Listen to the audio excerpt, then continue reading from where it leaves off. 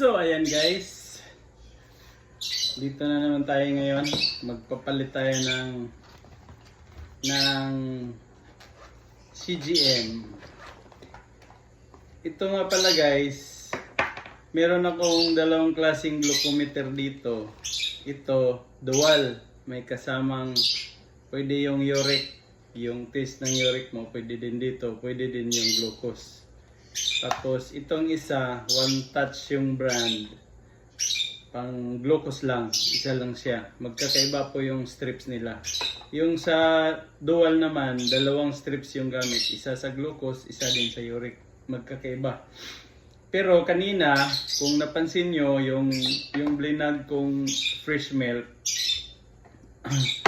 ang ginamit ko itong one touch na glucometer. Kasi yung utay ko, ito, yung CGM, Continuous Glucose Monitoring System guys. Andito kasi nakakabit sa sa balikat ko ito. Tapos, nasa cellphone, nasa apps yung monitoring niya. Ang pagkakaiba nilang dalawa, ito kasi si utay, continuous siya.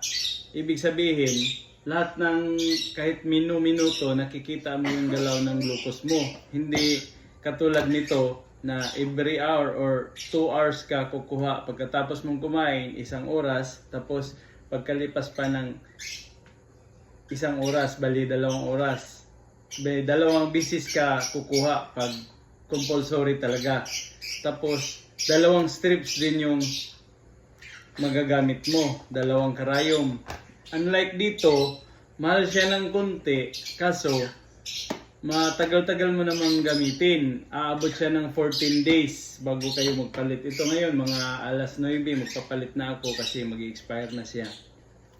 Ito mas mahal kasi ito lang, yung glucometer niya, 3,000. Meron namang mura-mura guys, kaso yung mumurahin kasi, madaling masira.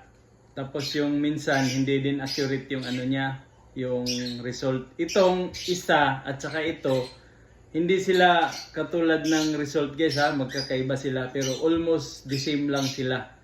Ito kasi magdidepende din sa paghawak mo ng strips, kung marumi yung kamay mo, nakahawak ka ng matamis, nagre-react din siya.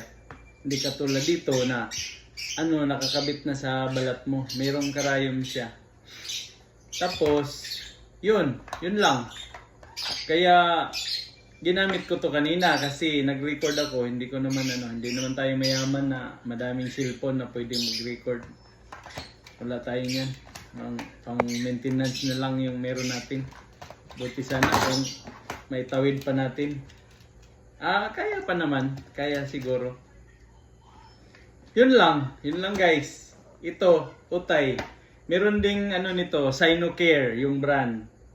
Pero dito ako mas prefer kasi ito yung unang ginamit ko eh. Naman siya. Hindi ko naman alam kung gaano ka-accurate yung Sinocare. Pero magandang brand din yun. Pero dito ako hiyang. Kaya ito na lang yung ginamit ko. Okay?